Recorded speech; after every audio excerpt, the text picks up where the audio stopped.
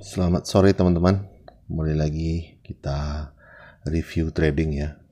Jadi saya tadi terlambat karena ada pekerjaan luar, makanya saya bisa masuk hanya di sesi 2 saja teman-teman. Seperti biasa saya masuk di running trade ya. Jadi ada hal yang mau saya bagikan ke teman-teman. Siapa tahu ini bermanfaat ya, terlepas dari penting atau tidaknya. Tapi ini adalah bagian dari cara membaca running trade ya. Jadi running trade itu banyak sekali ya, pola bandar itu, pola market maker itu banyak sekali. Jadi kita harus paham teman, kita tidak bisa merumuskan satu model pergerakan yang dilakukan oleh bandar saham ya, banyak sekali. Nah, jadi kita satu persatu kita kupas di sini ya, apa yang terjadi setiap hari. Jadi teman-teman bisa semakin jeli ya memperhatikan bagaimana pergerakan-pergerakan di setiap hari itu, pergerakan bid offer atau tap reading di setiap perdagangan itu ya. Oke. Jadi di sini tadi saya melihat ada pembelian yang cukup besar ya, yang sangat besar saya pikir ya. Nggak tahu kenapa saya tadi masih seperti yang kemarin sahamnya saya lihat BP ya, BIPI itu ada pembelian yang beruntun, bahkan pembeliannya itu cukup besar ya, biasanya 1000, 2000. Nah, ini teman-teman lihat 24.000, 55.000, 30.000 ya. Jadi saya langsung masuk di situ.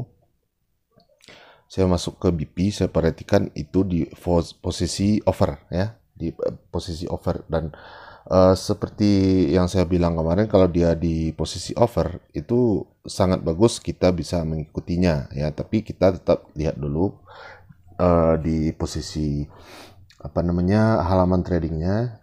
Jadi saya lihat tadi 88 itu sudah diisi ya, jadi saya putuskan saja untuk antri di situ ya. Akhirnya saya dapat barang di 88 itu ya. Nah, sebelumnya saya mau mengingatkan ke teman-teman ya, ada yang bertanya kenapa sih kita harus men-setting running trade itu di angka 1000 volumenya. Nah, ini dia contohnya, ikon ini teman-teman bisa lihat itu pembeliannya itu 1111 ya, banyak sekali.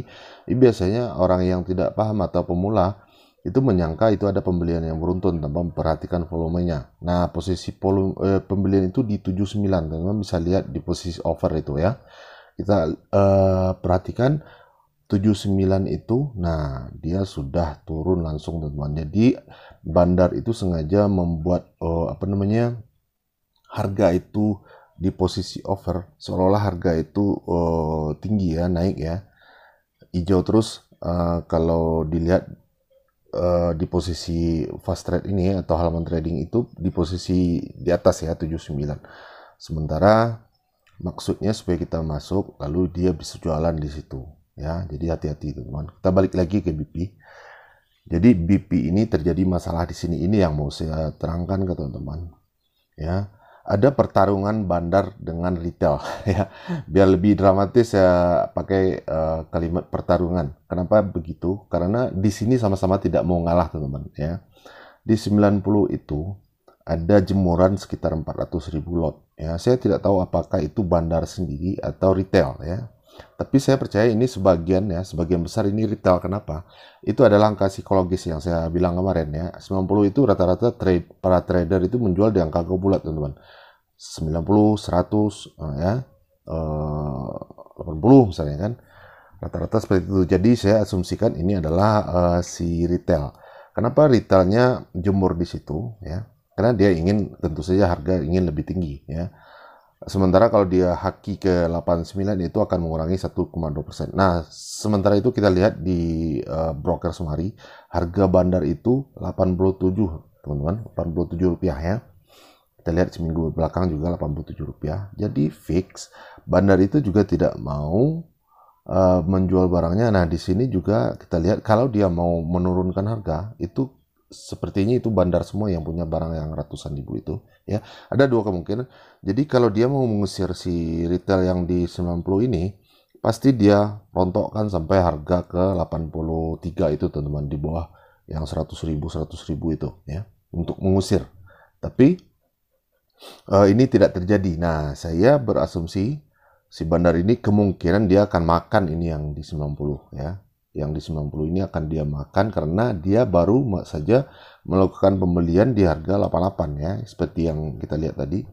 Itu sangat tipis kalau dia mau ngambil untung di 89, satu tik saja. Jadi asumsi saya seperti itu, teman-teman.